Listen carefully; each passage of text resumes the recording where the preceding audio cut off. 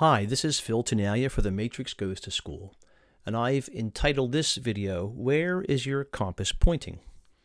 Now, the Matrix, in my opinion, is a lot like a compass, in that it helps us to get where we want to go. Where us humans want to go most of the time is toward who or what is important to us. Now, we can draw the diagram on a piece of paper, or we can draw the matrix on this graphic tablet like I've done here. It's different from a regular compass in that we don't have to physically carry it around. Once we learn how to use it, it will work very nicely as what I call an inner compass.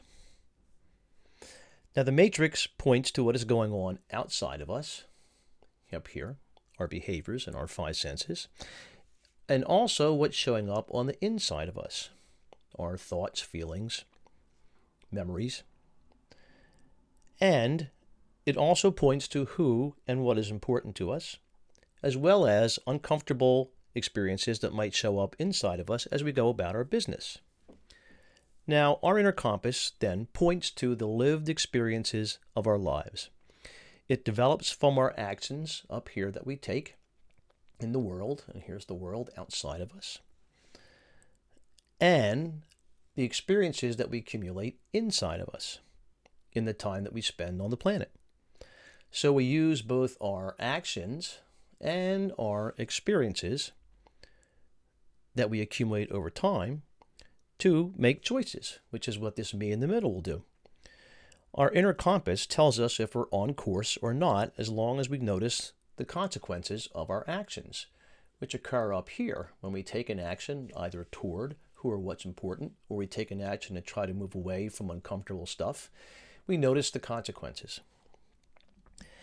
Now, the inner compass then will point to our dreams, our desires, what we've accomplished, what we hope to achieve, as well as the difficulties we have experienced, the frustrations, the hardships, the struggles, and these sorts of experiences, whether real or imagined, never leave us. When we're able to tap into them, we can reorient ourselves and keep moving or change direction if necessary. So the more that we act on and in the world, the more experience we can call on down here to make choices. So we use the matrix with others, and we can use it to ask them simple questions about who or what's important to them. You can ask them questions about the uncomfortable stuff that shows up on the inside that appears to get in the way, and questions about whether they're acting to move away from that kind of stuff, or whether they're doing things to keep moving toward their important stuff. Now, asking these questions leads to a more flexible point of view and a wider perspective on where their actions are taking them in the moment. And we can even write these experiences onto the matrix itself. So the inner compass does the pointing, and we learn to trust what our experience then tells us. It also allows us to make course corrections when our way becomes unclear. And part of the journey, really, is losing our way at times. And when we do, it's, we feel lost, we feel confused, and that's okay too. So we just need a marker or a means of orienting ourselves during these times, and we can consult the matrix and then choose a direction to see if it works for us. Of course, our confusion will be going along for the ride when we do that.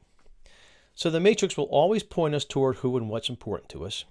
And when we're spending our time over here, kind of stuck with this stuff, it can seem that we are wandering around in circles.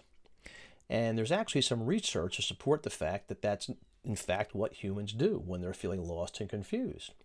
They might go up here and do something that I would call wandering.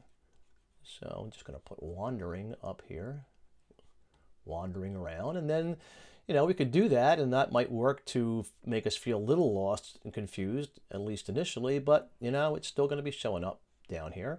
And then we can get to spending a lot of time doing this stuff called wandering. So the other thing we can be doing with this stuff down here is just kind of noticing it, and we can take it with us, and we can act on the world and figure out if that's working for us. And that acting can take a toward move. We can also try a different behavior to move away from that stuff other than wandering, and come up with different moves as we go through the world.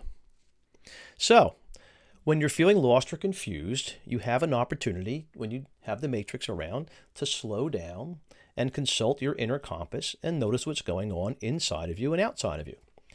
Now, you don't have to look at it all the time. That would be silly. You only need to take it out when you need it. Just add a little bit of noticing, and you will be good to go. Happy trails.